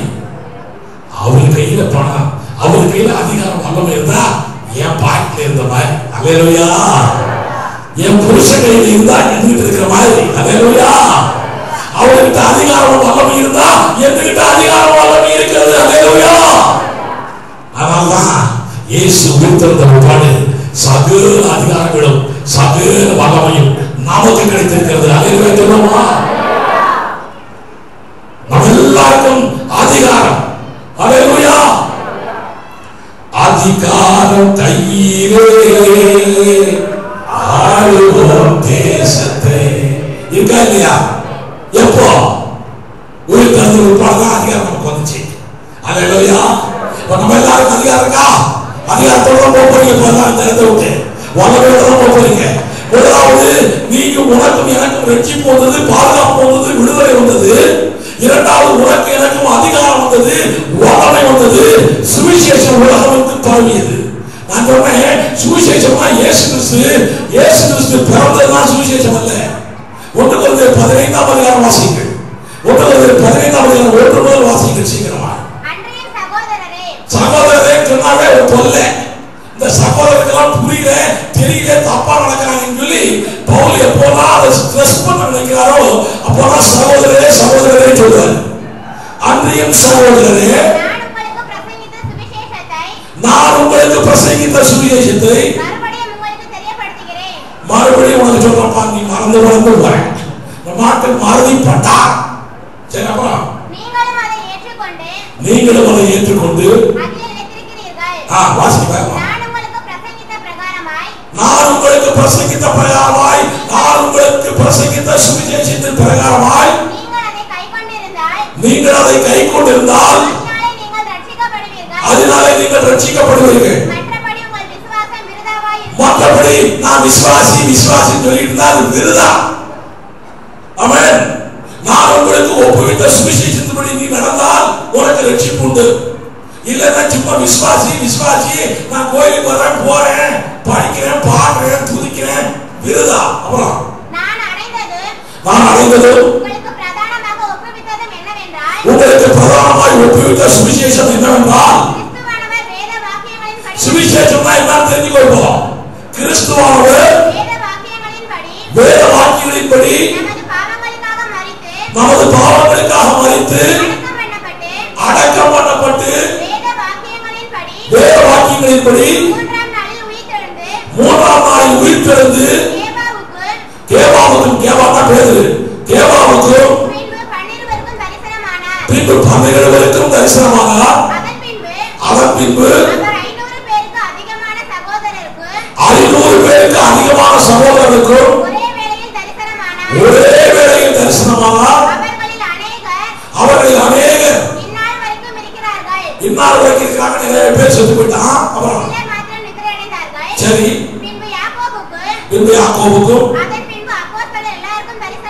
தரிசனமானார். எல்லோருக்கும் பின்பு அகால பிறவி போன்ற எனக்கும் தரிசனமானார். இதாயா சுவிசேஷம். இயேசு மரித்தார், அடக்கம் பண்ணப்பட்டார், உயிர்த்தெழுந்தார், தரிசனமானார், போயிட்டார். இதாயா சுவிசேஷம். இதை விட்டுட்டு எதையோ சுவிசேஷம் சொல்லிட்டு இருக்கிறார். அங்க அப்படி லூக்கா 2ஆம் அதிகாரத்துல போட்டுக்கிறது, அப்படி அதை வாசிய லூக்கா 2ஆம் அதிகாரம் என்னது, இதே சொல்லி ஏமாத்தான் நம்ம ஆள். வாசி சீக்கிரம், டைம் ஆகுது, சீக்கிரம். நானும் ட்ரைனிங் போகணும், நீங்களும் பிரியாணி சாப்பிட போகணும், சீக்கிரம். லூக்கா 2ஆம் அதிகாரம் எத்தனை தெரியலையா? போச்சு போ.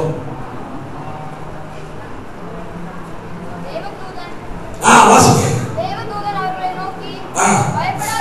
10-11 தேவதூதன் அவர்களை நோக்கி பயப்படாதீர்கள், இதோ எல்லா ஜனத்துக்கும் மிகுந்த சந்தோஷத்தை உண்டாக்கும் நற்செய்தியை உங்களுக்கு அறிவிக்கிறேன்.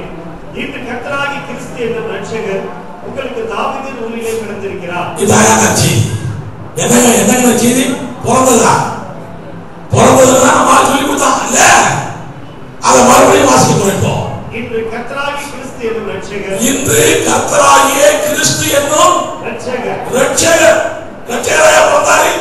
பெத்லகேமில பேபி இயேசு கிறிஸ்துவா. கிறிஸ்து என்றால் அபிஷேகம் பண்ணப்பட்டவர் என்று பொருள்.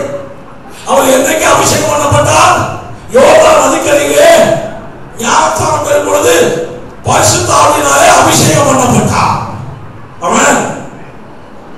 இப்படி அபிஷேகம் பண்ணப்படக்கூடிய ரட்சகர் என்னைக்கு அவர் ரட்சகர் ஆனாலே பலமாய் ரூபிக்கப்பட்ட தேவகுமாரன் எப்போ அவர் ரட்சகரா மாறினாரு?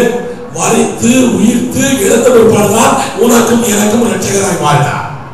அப்போ கிறிஸ்து என்னும் ரட்சகர் தாவீதின் ஊரிலே பிறந்திருக்கிறார். அதை விட்டீங்களா? இன்னொரு பிசாசு பார்த்துச்சா? தாவீதின் ஊரிலே இல்ல முன்னால இன்று கர்த்தராகிய கிறிஸ்து என்னும் ரட்சகர் உங்களுக்கு பிறந்திருக்கிறார். யாருங்க? உங்களுக்கு பிறந்திருக்கிறார். மேரிக்கு யோசேப்புக்கு இல்ல. மேரிக்கு பிறக்கல. வசனம் சொல்லுது உங்களுக்கு பிறந்திருக்கிறார். என்றைக்கு இயேசு உங்களுக்கு ரட்சகராய் பிறந்திருக்கிறாரோ, என்றைக்கு கிறிஸ்து ரட்சகராய் உங்களுக்கு பிறந்திருக்கிறாரோ, அதான் நல்ல செய்தி. அதான் நல்ல செய்தி. இன்ஃபான் ஜீசஸ் அல்ல நல்ல செய்தி. குழந்தை இயேசு அல்ல நல்ல செய்தி. அதுவும் நல்ல செய்தி தான். பிறக்கிறது நல்லதுதான். எல்லாத்தோட நல்ல செய்தி தான். அல்லேலூயா. எனக்கு என்னைக்கு பிறந்திருக்கிறாரோ அதுதான் நல்ல செய்தி. அல்லேலூயா. ஆக இயேசு கிறிஸ்து உயிர் தெழுந்ததினாலே ரட்சிப்பு வந்தது. இயேசு கிறிஸ்து உயிர் தெழுந்ததினாலே சகல அதிகாரங்களும் வல்லமை நமக்கு கிடைத்தது. நல்ல செய்தி நமக்கு வந்துச்சு. இந்த இயேசு கிறிஸ்து உயிர்த்து வந்ததினாலே பரிசுத்த ஆவியானவர் நமக்கு கிடைத்தார். இயேசு கிறிஸ்து உயிர்த்து வந்து பரலோகத்துக்கு போலன்னா பரிசுத்த ஆவியானவர் அனுப்பவே மாட்டார். இப்போ பரிசுத்த ஆவியானவர் பெர்மனண்டா நமக்கு இருக்காரா? இருக்காரா இல்லையா? பெர்மனண்டா இருக்காரா? அப்போ உங்க சர்ச்சில் இப்ப வாரும் இறங்கி வாரும் பாட மாட்டீங்கல்ல? பாருங்க. அப்ப உங்ககிட்ட இல்ல. உங்ககிட்ட இல்லாம இப்ப வாரும் கூப்பிடுறீங்க. இருக்காரா? அப்ப அதை பாடாத. இப்ப வாரும் இறங்கி வாரும் எங்கள் மத்தியில். அதான் உங்கள்கிட்ட தான் இருக்காருன்றீங்க. இருக்காரு சொல்றது பொய்யா அல்லது வான்னு கூப்பிடுறது பொய்யா? எதையா பொய்? ஒண்ணும் தெரியலையா? ஏதோ வர்றோம், ஏதோ மியூசிக் போடுறாரு, ஏதோ ஆர்வம் பாடுறோம், பிசாசு சுத்தி இருந்துட்டு சிரிச்சுட்டு இருக்கான். ஓ நம்ம கூட்டம் தாயா இது? பாடு பாடு நம்ம ஆளு அப்படி இருக்கிறான். தேவையாது நமக்கு. இயேசு பரிசுத்த ஆவியானவர் நிரந்தரமாய் நம்மோடு இருக்கிறார். இயேசு கிறிஸ்து உயிர் தெழுந்ததினாலே இவர் போய் பரலோகத்திலே பிதாவினிடத்திலே சொல்லி அங்கிருந்து பரிசுத்த ஆவியானவரை வேறொரு தேற்றரவாளரை உங்களுக்காகவும் எனக்காகவும் துணையாளராக அனுப்பி வைத்திருக்கிறார். அவர் நமக்கு துணையாளராக இருந்து கொண்டிருக்கிறார். அல்லேலூயா. இந்த ஆவியானவர் நமக்கு கிடைத்தது இயேசு கிறிஸ்து உயிர் தெழுந்ததினாலே. இந்த ஆவியானவர் கிடைத்தது அவருடைய உயிர் தெழுந்ததினாலே. அதாங்க இப்போ வரணும்னு சொல்லக்கூடாது. சரியா பிரதர்? ஏதோ சொல்லிட்டு போறீங்க பிரதர் அப்படிங்கிறீங்களா? உடனே ஒத்துக்காதீங்க. வீட்டுல போய் அந்த பாட்டை படிச்சு பாருங்க. மறுபடியும் சீனாய் மலையினிலே இறங்கி வந்தவரே இப்ப வாரும். என்னவோ பெந்தெகோஸ்து நாள்ல இறங்கி வந்தவரே இப்ப வாரும். எப்பயா வந்தவர் திரும்பி போனாரே? வந்த ஆவியானவர் திரும்பி போனாரா? வந்த இயேசு திரும்பி போயிட்டாரு. இன்னொரு முறை வருவேன் சொல்லிவிட்டு போயிருக்கிறார். வந்த ஆவியானவர் எங்கேயாச்சும் போயிட்டாரா? போவே மாட்டாரு. அவர் எதுக்கு வந்திருக்காரு தெரியுமா? எதுக்கே வந்திருக்காரு? ஒன்றும் தெரியல. ஏதோ வராரியா, ஏதோ அங்கே பார்த்து போயிடுறேன். கலப்பலாம் அவ்வளவுதான். இயேசு குறித்து சாட்சி நீங்க தான் சாட்சி. உலகம் வந்து போய் எல்லாம் பண்ணி எனக்கு சாட்சியா இருக்கு. நீங்க தான் சாட்சியா இருக்கு. அவரா சாட்சியா இருக்குன்னா என்ன? ஆண்டவருக்கு சாட்சியா? என்னடா இது பைத்தியக்கார வேலையா இருக்கு? ஆண்டவருக்கு நம்ம தான் சாட்சி. அவர் உயிர்த்தெழுந்தார் என்பதற்கு நாமே சாட்சி. நம்ம சாட்சி சொல்லணும். ரைட். அவர் என்ன செய்யறார்? நமக்கு சத்தியத்தை நடத்துகிறார். அது மாத்திரம் இல்ல, அவர் வந்தது மெயின் நோக்கம் என்ன தெரியுமா? எலியேசரை ஆபிரகாம் அனுப்பி வைத்தான். எதற்கு அனுப்பி வைத்தான்? ஈசாக்குக்கு ஒரு மனைவியை பார்க்க. ஈசாக்கை போன்ற இயேசு கிறிஸ்துவுக்கு ஆபிரகாம் போன்ற பிதாவாகிய தேவன் எலியேசர் இந்த பரிசுத்த ஆவியானவரை பொண்ணு பார்க்க அனுப்பி வச்சிருக்கிறாரு. எங்கெல்லாம் பொண்ணு பார்த்தேன். இந்த பொண்ணை நல்ல பொண்ணு, இந்த பொண்ணை நம்ம இயேசுக்கு ஏற்ற பொண்ணு நீங்க பார்த்து அப்படி போட்டோ எடுத்து வீடியோ எடுத்துருக்காரு. என்னை பற்றிலாம் நான் இங்கெல்லாம் போறேன், எல்லாம் நிச்சயதார்த்தம்லாம் முடிஞ்சிச்சு. என்னை பத்தி எல்லாம் போட்டோ எடுத்தெல்லாம் வச்சிருக்காரு கரெக்டா. அப்ப நான் தப்பு தண்டா பண்றேன்னு வச்சுக்கோ, தப்பு தண்டா பண்றேன்னு ஒரு மாதிரி பாக்குறீங்க எல்லாரும். தப்பு தண்டா பண்றேன்னு வச்சுக்கோ, உடனே அதுவும் விழுந்துடும், வீடியோவை விழுந்துடும். அப்புறம் நான் அவர்கிட்ட போய் இனி நான் செய்ய மாட்டேயா மறைச்சிக்கையா சொல்றேன்னு வச்சுக்கா, உடனே எடுத்து தெரியாம வச்சிட மாட்டாங்க. எரேஸ் பண்ணிடுவாரு, எரேஸ் பண்ணிடுவாரு. அதையே சொல்லுங்க, எரேஸ் பண்ணிடுவாரு. திரும்ப நீ நினைச்சு பார்த்தா அதை பார்க்க முடியாது. அவன் நம்ம தேவன் சாதாரண தேவன் இல்ல தெரியுமா உங்களுக்கு? கம்ப்ளீட்டா எரேஸ். பழைய பாட்டிலும் எரேஸ் கிடையாது, மூடிச்சுப்பாரு, எடுத்து எடுத்து பார்க்கலாம். இப்ப அப்படி இல்லை, கம்ப்ளீட் எரேஸ். ஹல்லேலூயா. ஆக பரிசுத்த ஆவியானவர் உனக்கு வந்திருக்கிறது இயேசு கிறிஸ்து உயிர்த்தெழுந்ததால. நாலாவது, மரணம் ஜெயமாய் விழுங்கப்பட்டு இயேசு கிறிஸ்து உயிர்த்தெழுந்ததால உனக்கும் எனக்கும் மரண பயம் இல்லை. எபிரேயர் 2:14 வீட்டில் வாசிக்க டைம் இல்லை. உங்களுக்கு எனக்கும் மரண பயமே இல்லை. யாராச்சும் நான் சாக போறேன் அழுவியா? ஆகவே ஆகாத. மரண பயமே நமக்கெல்லாம் கிடையாது. ஹல்லேலூயா. இப்ப நான் தான் சாக மாட்டேன் இல்ல, இப்ப நான் சாக மாட்டேன். யாரெல்லாம் நான் சாக மாட்டேன்னு சொல்றாங்க கைதுக்குள்ள செத்து போயிருவேன், கைதுக்குள்ள செத்து போயிருவேன். யார் யாரெல்லாம் நான் என்ன சொல்லிட்டு இருக்கேன் தெரியுமா? இயேசு வருவதற்கு நான் உயிரோடு இருக்கிறேன்.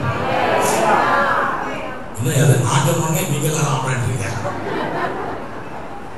இப்படி உள்ளவங்க தான் படணும்.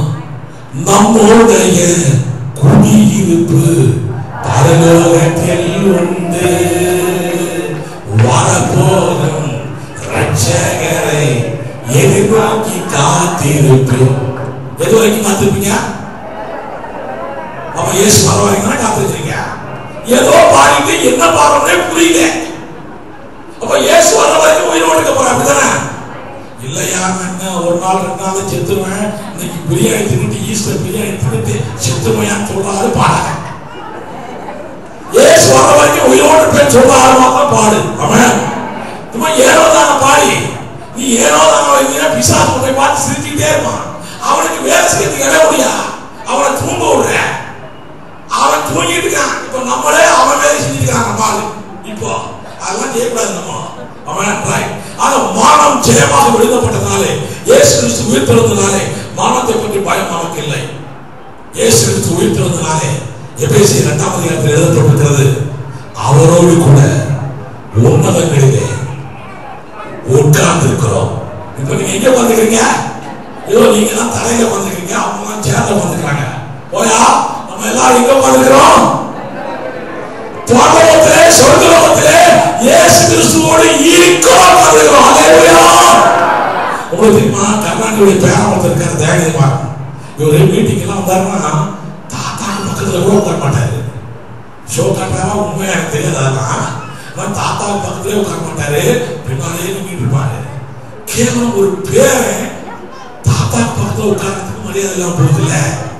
அந்த சாஸ்திரங்களையும் படைத்த தேவன், மரணத்தையே ஜெயித்த தேவன், உன்னையும் என்னையும் உருவாக்கிய தேவன், அவருக்கு பக்கத்திலேயே நம்மளை உட்கார்ந்திருக்கிறாரே, நமக்கு எவ்வளவு பெரிய சாக்கியம். ஹல்லேலூயா, ஹல்லேலூயா. ஆக இயேசு கிறிஸ்து உயிர் பிறந்தனாலே அவரோடு கூட உட்கார்ந்து இருக்கிறோம்.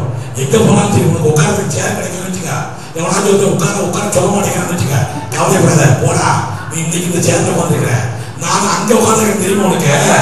மனசுக்குள்ளே நினைச்சுக்கோ, அவன்கிட்ட சொல்லாங்க, அது வேற சொல்ல, மனசுக்குள்ளே நினைச்சுக்கோ, நீ ஏதோ பெரிய ஆளு நினைச்சுட்டு சேர்ந்த உட்காந்துக்கிறேன், எனக்கெல்லாம் உட்கார்ந்து கூட எனக்கு கூட மாட்டேன்ல, நான் சாதாரண ஆளுங்க, நான் அங்க உட்காந்துக்கிறேன் தெரியுமா, வா பார்த்துக்கலாம், வந்து பாரு பார்த்துக்கலாம். ஹல்லேலூயா. நீ இயேசு கிறிஸ்து உயிர்த்தெழுந்தனாலே நமக்காய் அவர் அங்கே அட்வொகேட் வேலை செஞ்சிருக்கிறார். நமக்காய் பரிந்து பேசிக் கொண்டிருக்கிறார். இந்த இயேசு கிறிஸ்து உயிர்த்தெழுந்தனாலே. அல்லேலூயா. இந்த இயேசு கிறிஸ்து, இதுக்கு எல்லாமே வசன ஆதாரத்துக்கு டைம் இல்லை. இந்த இயேசு கிறிஸ்து உயிர்த்தெழுந்தனாலே நியாயத்திற்கு உண்டு என்பது உறுதியாக்கப்பட்டிருக்கிறது.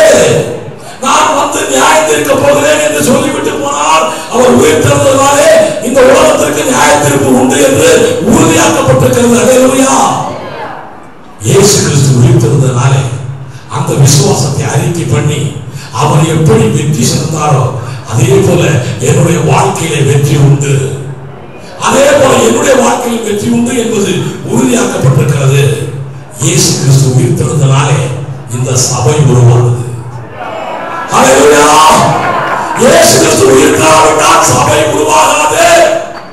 இயேசு கிறிஸ்து உயிர்த்தெழுந்ததால் மாத்திரமே இந்த கல்லின் மேல் என் சபையை கட்டுவேன். கட்டினால் உயிர்த்தெழுந்த போதுதான். அல்லேலூயா. ஆக இயேசு கிறிஸ்து உயிர்த்தெழுந்தனாலே பிரதான காரியம் நடந்திருக்குது. நித்திய ஜீவன் உனக்கும் எனக்கும் உண்டு. அல்லேலூயா. அல்லேலூயா. ஆக இந்த இயேசு கிறிஸ்து உயிர்த்தெழுந்தார் என்பதை இன்னைக்கு மாத்திரம் இல்லை, தினந்தோறும் நினைச்சுக்கிட்டே இருந்தா போதும். இவ்வளவு ஆசீர்வாதங்களோட உனக்கு கிடைக்கும். ஆமென். இம்மையிலும் வெற்றி, மறுமையிலும் வெற்றி. இம்மையிலும் ஆசீர்வாதம், மறுமையிலும் ஆசீர்வாதம்.